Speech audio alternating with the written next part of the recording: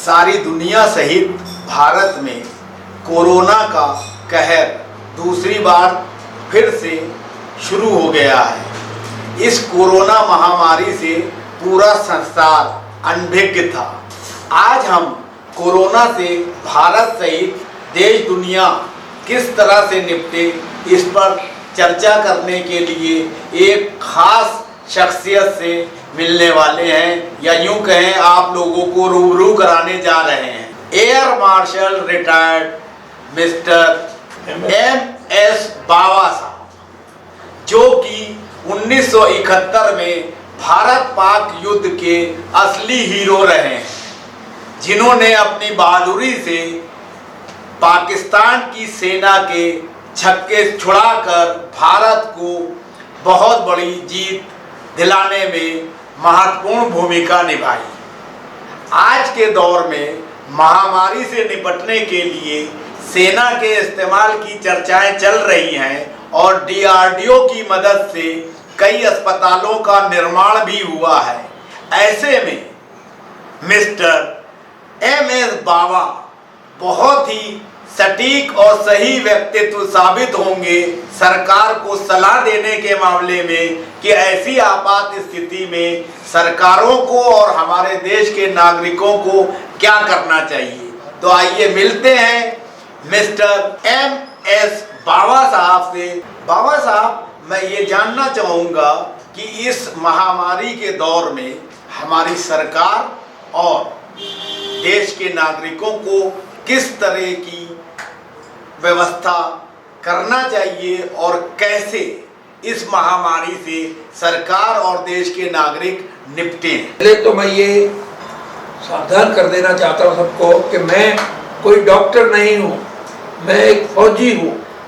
हिंदुस्तान को ये नहीं समझ पड़ी कि कोरोना आया कैसे। ये चाइना ने आपके ऊपर 3rd वर्ल्ड वॉर शुरू करी है, ये बायोलॉजिकल वॉर शुरू करी है। जब शुरू हुई थी उसी वक्त मैंने अपनी वाइफ को बताया था कि आज 3rd वर्ल्ड वॉर शुरू कर दी इसने ना।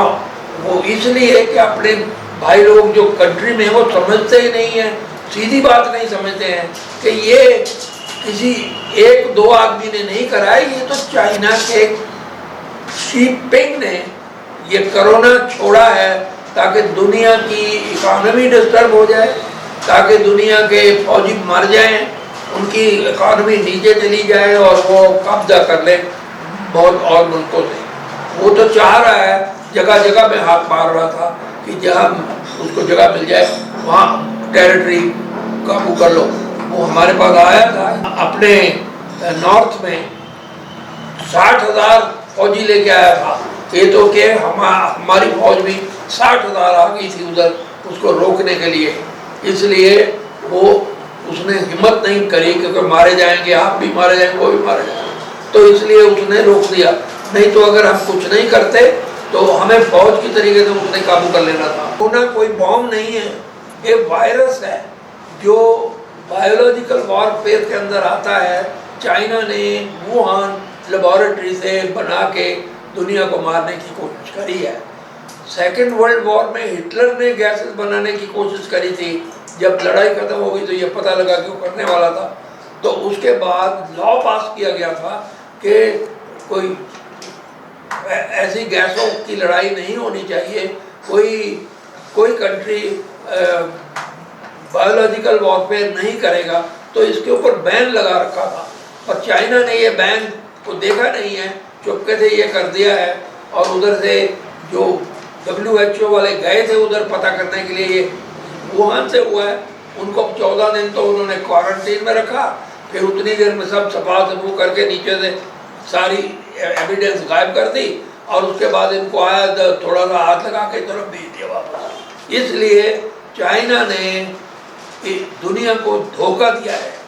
अगर दुनिया समझदारी करेगी, क्या अमेरिका करेगा, तो इसको ब्लेम करेगा और इसको इसका मुआवजा देना पड़ेगा, क्योंकि you can not divide the world like this कि जिसके पास ये कोरोना वारफेयर होगी वो दुनिया को मार के रख देगा। ये तो ऐसा बात नहीं चलती है। हमने 3 लड़ाइयाँ हुई हैं, तीनों में हिस्सा लिया है। अपने लोग इतने सिंपल हैं, वो ये नहीं समझते हैं कि ये ऑर्डिनरी चीज़ नहीं है, ये 3rd वर्ल्ड वॉर है। उसने आपके ऊपर आक्रमण किया है गैस के थ्रू, और उसके लिए उनको कोई तकलीफ नहीं कहा, उन्होंने अपना कंट्रोल करके रखा हुआ है। पर हिंदुस्तान में, अमेरिका में, ब्रिटेन में, सब जगह में आबादारी लगी हुई है, पड़ादारी लगी हुई है। तो इसलिए हिंदुस्तानी को ये समझना चाहिए, ये नहीं समझना चाहिए कि मोदी ने कुछ नहीं किया। भाई पहली बात तो ये समझो कि किसी ने इसका अंदाज़ा ही नहीं लगाया था कि इतने बड़े पैमाने पे आएगी ये। मोदी का कोई और भी नहीं ऐसा कर सकता था। ये तो अपोजिशन वाले तो ऐसे ढूंढ बनाते हैं, उनको समझ नहीं है, उनको समझ ना होने की वजह से वो ऐसी बातें करते हैं। अगर मोदी ने किया है तो जितना किया है वो भी उसको सराहना का काम किया है, और क्योंकि इतना बड़ा जो उसने हमला किया था वो और दुनिया में कोई संभाल नहीं सकता था। इसमें भी दुनिया ने बड़ी मदद करी है हमारी, इसलिए क्योंकि मोदी ने लोगों की मदद करी भाई वैक्सीन वगैरह भेज के। तो अब हमारे को इतनी एड दुनिया से आई है। क्यों आई है? इसलिए आई है कि Modi was very helpful to them, उन्होंने बहुत मदद करी दुनिया की। सर, जैसा कि आपने बताया कि चाइना ने 3rd वर्ल्ड वॉर जो है शुरू करने के तहत ये वायरस डेवलप करके जो है भेजा, इससे अमेरिका, ब्रिटेन और हिंदुस्तान सहित और देश भी प्रभावित हुए। तो यूनाइटेड नेशन को क्या पूरी तरह से चाइना को दंडित करने के लिए और बेनकाम करने के लिए प्रयास नहीं करने चाहिए? दुनिया को बिल्कुल प्रयास करने चाहिए। जो नेटो और अदर एसोसिएशन बंद करी थी उनको भी रिवाइव करके तैयार करके रखना चाहिए चाइना के खिलाफ। चाइना को दंडित जरूर करना चाहिए, नहीं तो वो इरादे रखता है दुनिया को काबू करने के, और किसी और पार्ट में किसी और जगह पे आएगा। जैसा कि आपने कहा कि प्रधानमंत्री नरेंद्र मोदी का नेतृत्व क्षमता बहुत कुशल है और उन्होंने विश्व स्तर के कमोबेश सभी देशों की मदद की है, इसलिए वहां से भी हमें मदद मिल रही है। ये बहुत अच्छी बात है, ये प्रशंसनीय है। लेकिन क्या प्रधानमंत्री नरेंद्र मोदी के संबंध अमेरिका, ब्रिटेन और सभी देशों से हैं, तो वो अपने स्तर पर जो है चाइना को लेकर घेराबंदी करेंगे या उनको करना चाहिए? जरूर करना चाहिए, चाइना को छोड़ना नहीं चाहिए, ये तो पहली बात है। दूसरी बात ये है कि लोगों को ये समझना चाहिए कि कोई भी मोदी की जगह कोई और भी होता तो वो संभाल नहीं सकता था।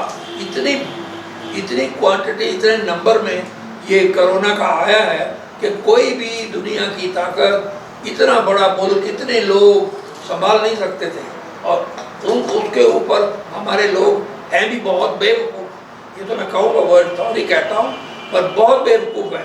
देखिए कुंभ मेला चला है और रैलियाँ निकालते रहे हैं। मोदी कर सकता था, इलेक्शन बंद कर सकता था, पर इसने पीछे कहा था कि हर महीने, हर 2 महीने के बाद एक इलेक्शन आती है। तो अपने हिंदुस्तान में सिर्फ एक इलेक्शन आनी चाहिए सारे में। उसका मतलब ये था कि सारियाँ पार्टियाँ मिल मिला के इकट्ठे हो जाओ, 2 पार्टियाँ बना लो, एक इलेक्शन करो सारी हिंदुस्तान की, वो तो ठीक रहता। नहीं तो यहाँ तो रोज़ इलेक्शन हो रही है और लोग हमारे समझते ही नहीं है। कुंभ में जाना है, क्यों जाना है? कोई किसी खुदा ने आपके हाजिरी लगानी है? देखो भाई, जो समस्या आपके सिर पे आई है उसको संभालो।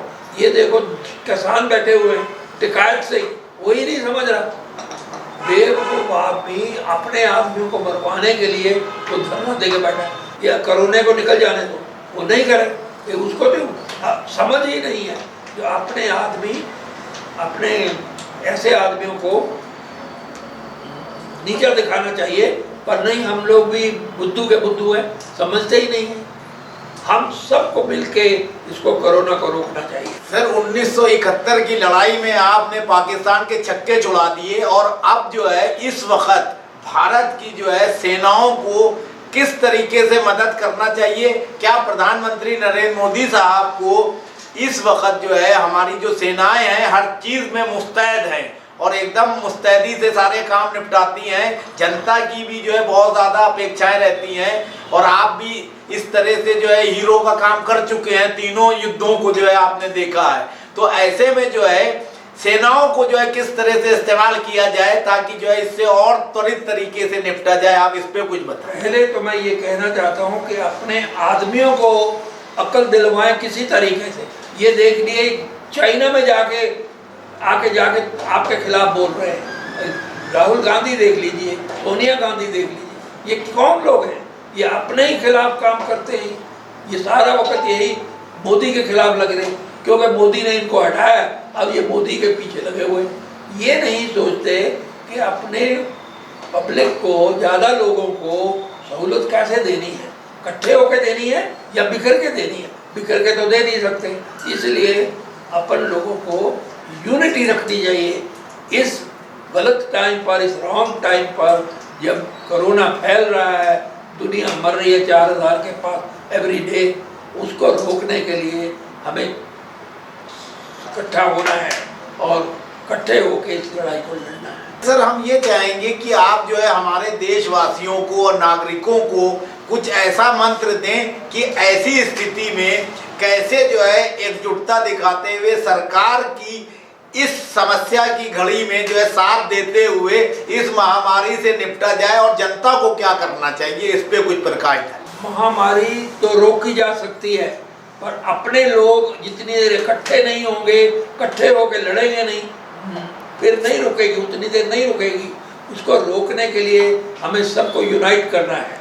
उसके लिए अपने लोग समझ जाएं कि जो हम कर रहे हैं गवर्नमेंट के खिलाफ बाद में लड़ लेना, अब कोरोना के अगेंस्ट लड़ो, वो नहीं समझ रहे क्योंकि वो अपना फायदा सोचना चाह रहे हैं। इसमें भी जब अपने आदमी मर रहे हैं वो अपना फायदा सोच रहे हैं। ये लोग वो हैं जो चाइना में जाके उनके साथ जाके हाथ जोड़ के पैसे लेके या पैसे दे के काम करते हैं। अपन लोग समझते क्यों नहीं है? उसी आदमी को जो उधर जाके आपके खिलाफ बोलता है, उनको मदद करता है, उसके खिलाफ आप कुछ नहीं करते, उसको तो आपकी गलती है, वो तो आपके कंट्री का आदमी है। तो क्या ये माना जाए कि इस वक्त हमारे देश के जो विपक्षी राजनीतिक दल हैं वो दुर्भावना छोड़कर इस विकट परिस्थिति में सरकार की मदद करें और एकजुटता दिखाते हुए देशवासियों को इस संकट से उबारने का काम करें, ना कि राजनीतिक गोटियां सेकने का? बिल्कुल सही बोला है कि ये वो वक्त नहीं है जब आप दूसरों से झगड़ा करें या उनके खिलाफ बोलें। ये वो टाइम आ गया है कि सबको यूनाइट करना है। सब अपने अपने प्रॉब्लम जो है वो साइड में छोड़ो, कंट्री की प्रॉब्लम देखो, एकजुट हो जाओ। अगर वो नहीं होंगे तो आपके और आदमी मरेंगे। बहुत से जो है स्वयंसेवी संगठन और गुरुद्वारे बहुत ज़्यादा इस आपात स्थिति में सेवा कर रहे हैं लोगों की, लेकिन कई जगह ऐसा आया है सुनने में कि सरकारों ने और पुलिस तंत्र ने उन सेवादारों के खिलाफ कार्रवाई की है। इसको किस नज़रिए से देखते हैं? मैंने तो ये नहीं सुना है कि पुलिस गुरुद्वारों के खिलाफ या जो लोगों की मदद करते हैं उनके खिलाफ जा रही है। नहीं, वो गलत खबर है। ये फेक न्यूज़ बहुत चल रही है आजकल। हिंदुस्तान को ये समझ रहनी चाहिए कि गुरुद्वारा में जो कर रहे हैं उन्होंने शुरू से यही किया है। अगर आज आपका दुश्मन यहाँ से वापस चला गया है, वो सरदारों की वजह से गया है, तो नहीं तो सारे के सारे मुसलमान ही बन जाते हैं। वो रणजीत सिंह ने उठा के इनको अफगानिस्तान में फेंका है, नहीं तो ये लोकल हैं, ये तो बेचारे कन्वर्टेड हैं, ये तो हम तुम लोग ही हैं, उनको पकड़ के बना दिया उन्होंने। तो इसलिए सरदारों ने ऑलवेज हिंदुस्तान की मदद करी है। वो रियल फाइटर वो हैं, रियल सोल्जर वो हैं जो कंट्री के लिए लड़े। मैं फेक न्यूज़ की बात नहीं कर रहा हूँ। मेरे पास भी बहुत से फ़ोन आए हैं गुरुद्वारा रकाबगंज के और बंगला साहिब के जो लोग अध्यक्ष हैं, सरदार सिरसा साहब, आज भी मेरी बात हुई थी। कई जगह जो है जो राहत पहुंचा रहे हैं उनके सहयोगी लोग, उनको ट्रक को भी रोकने का काम पुलिस कर देती है। तो मेरा सवाल उस संदर्भ में था कि ऐसी राहत सामग्री पहुंचाने वाले या जनता की मदद करने वाले, वो सिख समुदाय के हों और चाहे किसी और समुदाय के, उनको कोऑपरेट करना चाहिए सरकार को कि नहीं? पुलिस जो अगर ऐसा करती है तो वो नासमझ है, उनको समझ नहीं है वो क्या कर रहे हैं, क्योंकि अनपढ़ पुलिस है हमारी।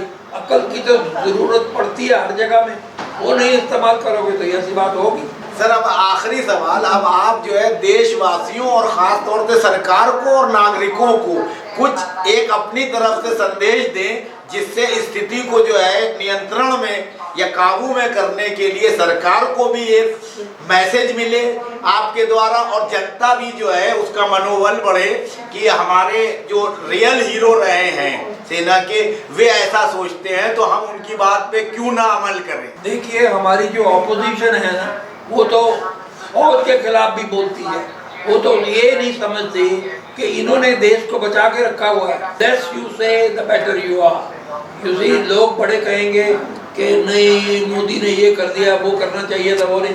देखो, एक कहते हैं फोरसाइट और दूसरा कहते हैं हाइंडसाइट।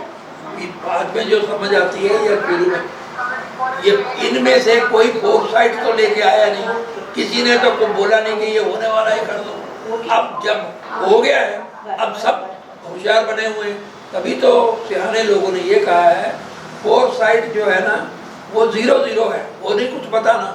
जो हाइंडसाइट है वो 20-20 है, वो बहुत खराब। अब तो बात हो गई है, सबको पता चल गया है, अब तो बेवकूफ़ी सलाह देने के लिए सामने आ जाएगा। इसलिए फोरसाइट नहीं है, हाइंडसाइट से ये बोल रहे हैं। धन्यवाद।